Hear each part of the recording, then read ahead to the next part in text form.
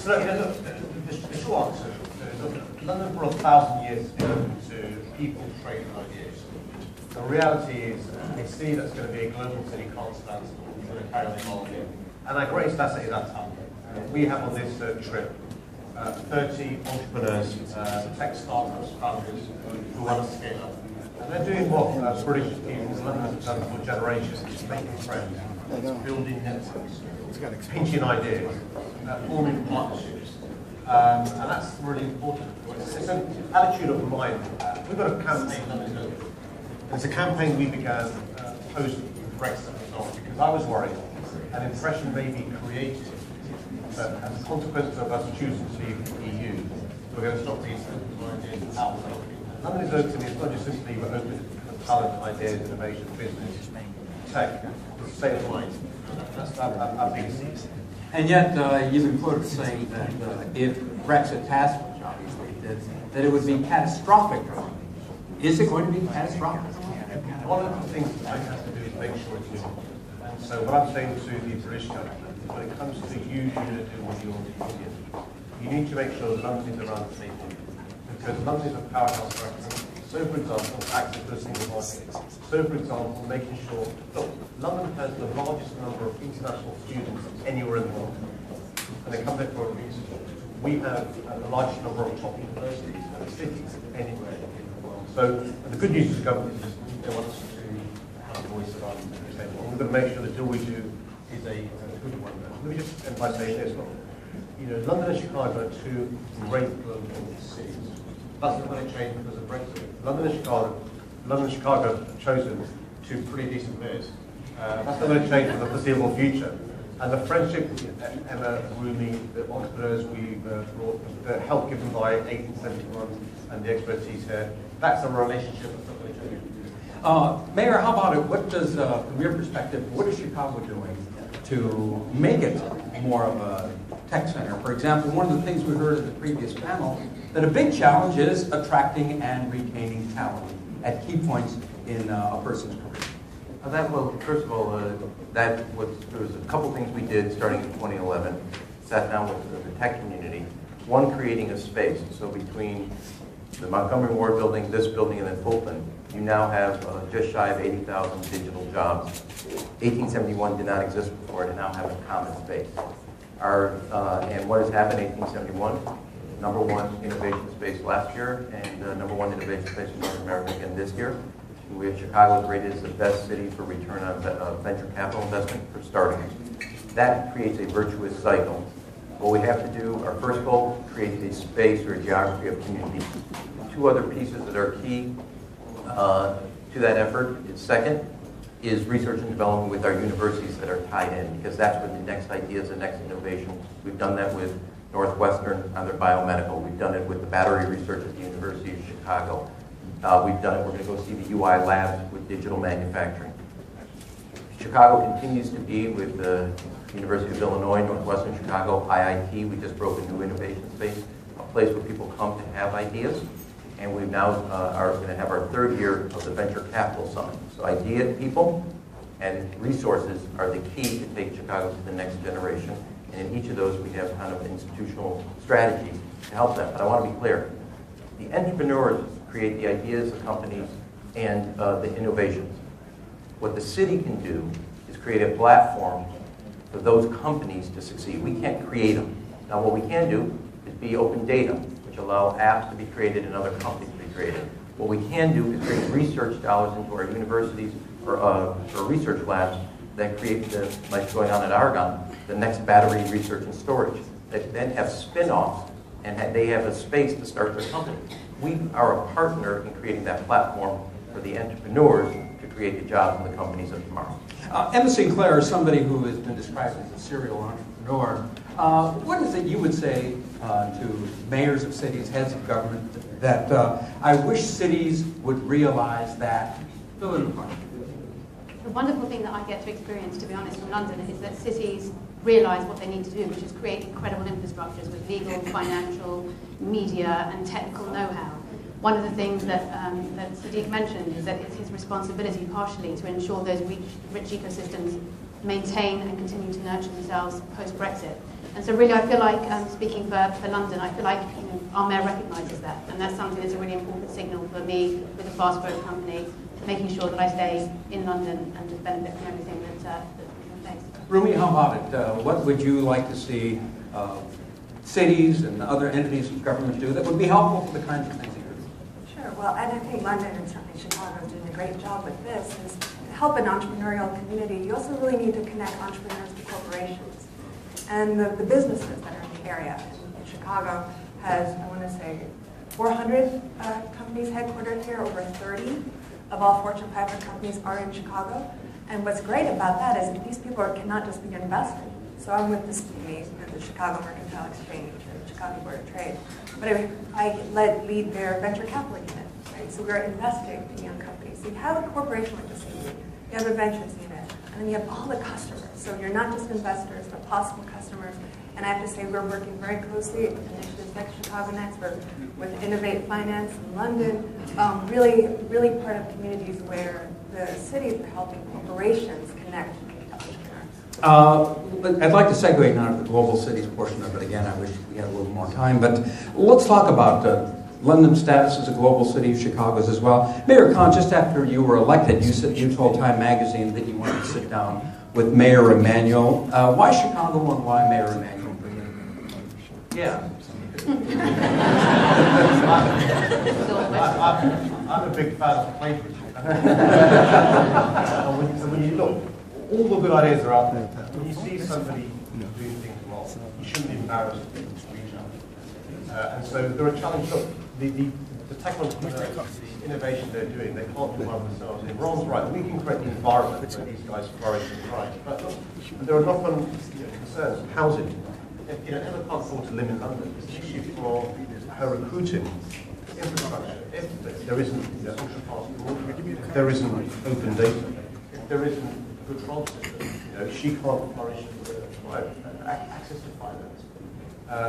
Really, really important. Regulation. And so, Ron doing some half-decent things. I thought I'd come and check it out myself. And it's really important to recognise that actually businesses that Rooney and Emma are involved in, they're very different. They can leave very easily from London and go elsewhere. So we've got to give them a reason to stay. But actually, the reality is that the world is a smaller place than it used to be. Globalization, technology means it's possible for Emma and Ruby to do business being 4,000 miles apart. It's possible for customers to purchase things being 6,000 miles apart. The talent that Emma and Ruby use could maybe a different continent. And so me as leader of London, I think it's right proper to speak to experts around the world, people in the private sector, people in the great cities. This is a question I want to ask both of you, and Mayor Emanuel, if you could answer this question. How do you ensure that Chicago continues to operate as an open, pluralistic city when there's so much anxiety? Here's about terrorism, here's concerns about immigration, and the schisms that exist in this country as evidenced by the presidential campaign. And the schism that apparently exists to a certain extent in London based on the kind of campaign that you saw when you were running for mayor, Mayor Khan. Mayor Emanuel? Well, our first conversation that Sadiq and I had was about the fact that obviously as a Muslim and as a Jew, that's not the majority faith or heritage of our cities, but it is our home, London and Chicago. It's where our parents, our grandparents journeyed to give the next generation. And it was the fact that Chicago and London, in one way or another, was open to inviting immigrants to give their children and their grandchildren a chance. Now, as soon as we sat down last night at Green Mill, we didn't talk to two men. I don't remember you paying the cover though. As soon as we sat down, you were the father of two young girls who were becoming young adults. Father of three, but two young girls becoming adults.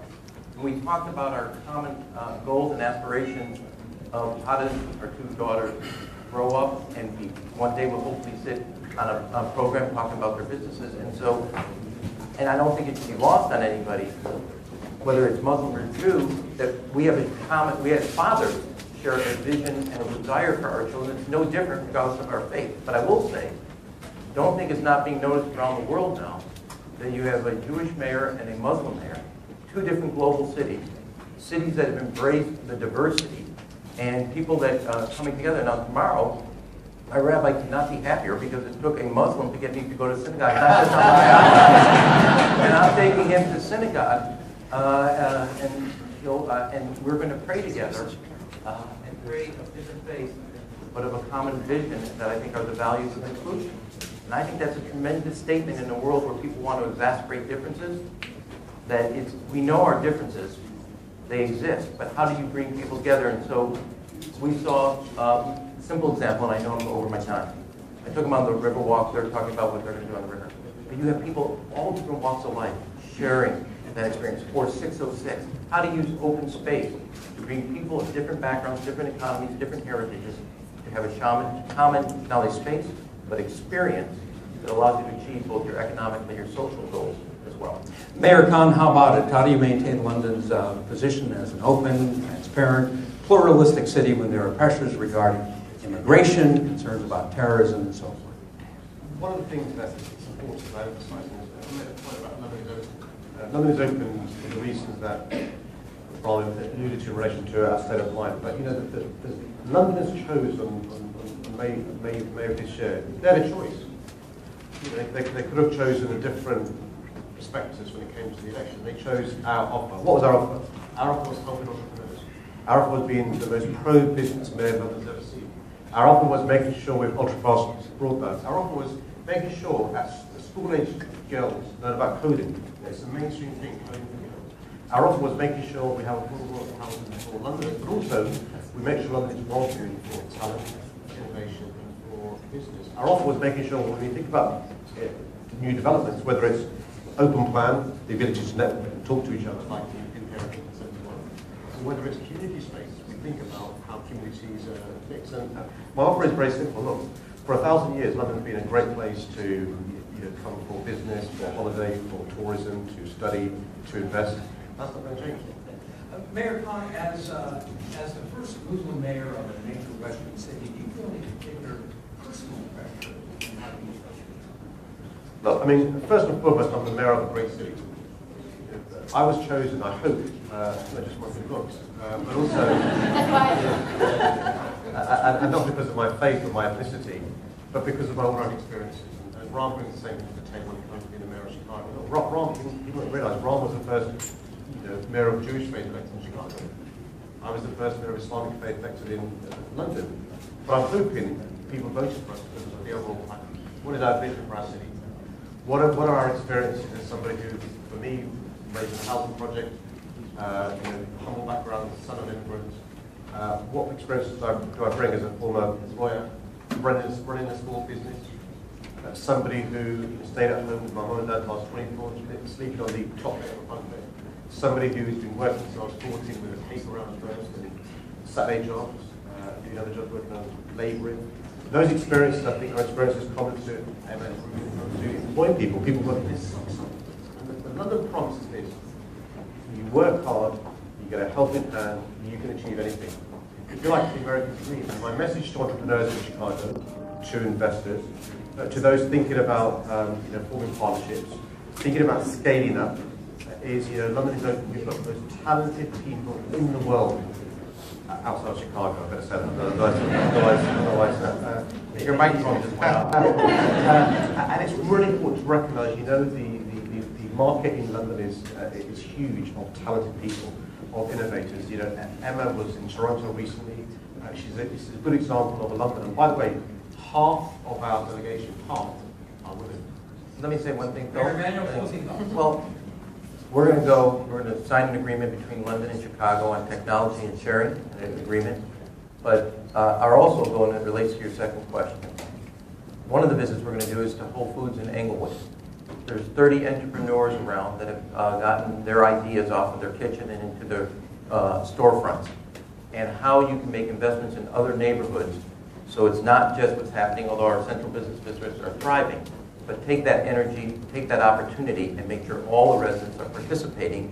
And so, we have a great city, a world-class city, London.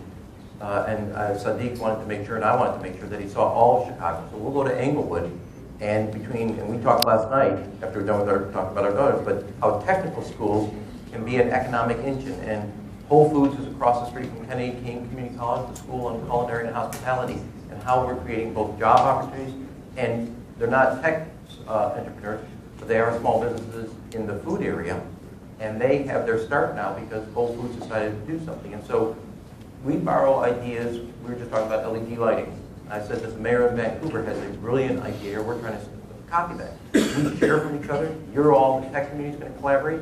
We're collaborating. How do you invest in transportation? How do you invest in technology? How do you invest in talent from kindergarten all the way up and make changes where everybody has a chance to succeed and one day either have a company of their own or have the skill set to be a promising employee at any company they choose to work on, and they're not going to work at one in their life. They're going to work at multiple. And I want to underscore what Sadiq said. Any one of the companies here can be in any city. They don't have to be there. And you have to compete to win, and you have to stay competitive. Change is the new constant. And we as investors on the public side have to make sure that the infrastructure, from talent to transportation to technology, and today we flipped on the switch on our smart city, we have to be making sure that our investments in that platform stay competitive so they can succeed in creating the jobs and opportunities. And that's what Chicago's doing. That's what I have to leave it. A round of applause, please, for Mayor Khan.